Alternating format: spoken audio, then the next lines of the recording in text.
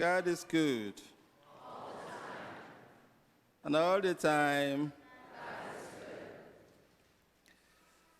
Brothers and sisters, for the first time since I became a priest, almost 22 years ago, I'm going to read my homily.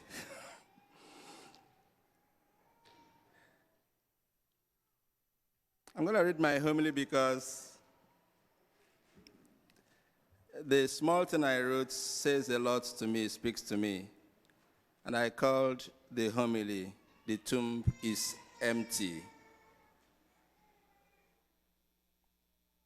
Yesterday, during the Easter Vigil, we read Matthew chapter 28 from verse 1 for the gospel. And every time I read that portion of the Word of God, there is a feeling I always have. This feeling I always have is a feeling of triumph. Because Matthew tells us that as Mary came to the tomb, she found the angel of the Lord who came down from heaven. And this angel of the Lord that came down from heaven early on the first day of the week rolled away the stone from the tomb and sat down on it. He sat down on this stone that covered Jesus. Each time I read it, I have a sense of triumph. The grave cannot hold him. And so the angel said to Mary, "I know who you seek. He is not here. He is risen. Come and see where he laid." And on their way to the tomb, Jesus meets them. And then the next thing that touches me is the words of Jesus to them.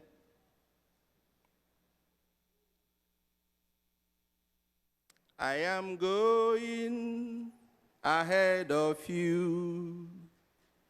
I am leaving for Galilee. In Galilee you will see me. I will be there in Galilee. Go and tell my brothers and sisters to go to Galilee. There they will see me." The tomb is empty. This is the whole message of Easter.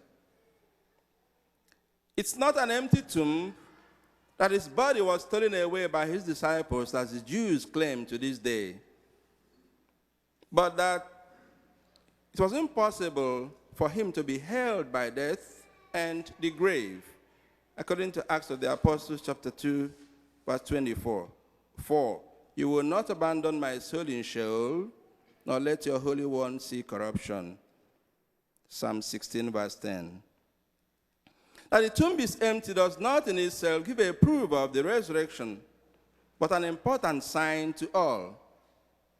Mary of Magdala, who saw the stone removed from the tomb, did not understand and had to alert the other apostles.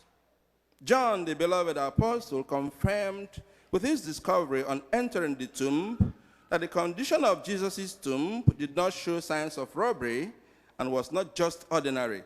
Hence, he saw and believed. When the disciples returned home, Mary stayed outside the tomb weeping.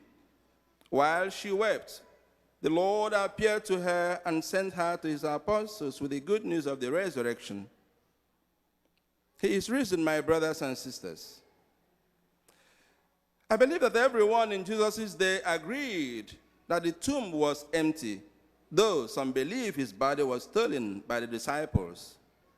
But it is hard to reconcile the fact that the disciples who abandoned Jesus and fled in fear when Jesus was arrested would come to the tomb guarded by soldiers take and hide his corpse and then end up living their lives for him and dying as martyrs for something they knew was false. The disciples saw and touched him. Peter could not be lying, and Paul could not have been a deceiver. Historically, they and many more died for this truth. A man may live for a lie, but very few, if any, will die for a lie. Jesus lives. Buddha is dead. Confucius is dead. Muhammad is dead. And their followers do not tell us otherwise. But Jesus Christ is alive. To John on the island of Patmos in a vision, he said, I am the first and the last, the one who lives. Once I was dead, but now I am alive forever and ever. Read Revelation chapter 1 from verse 17. St. Paul also makes the argument for the empty tomb when he talked about our hope of resurrection, because Christ died and rose from the dead. That Christ died, unquote, he was buried, that he was raised on the third day, that he appeared to Cephas, and then to the 12. Last of all, he appeared to me. If Christ has not been raised, your faith and my faith is in vain. We are still in our sins. For if for this life only we have hoped in Christ, we are the most pitiable people of all. My dear brothers and my dear sisters, the tomb is empty. Jesus is risen. And because he lives, we have the hope of eternal life. We are the Easter children. Alleluia is our song. Happy Easter to you all.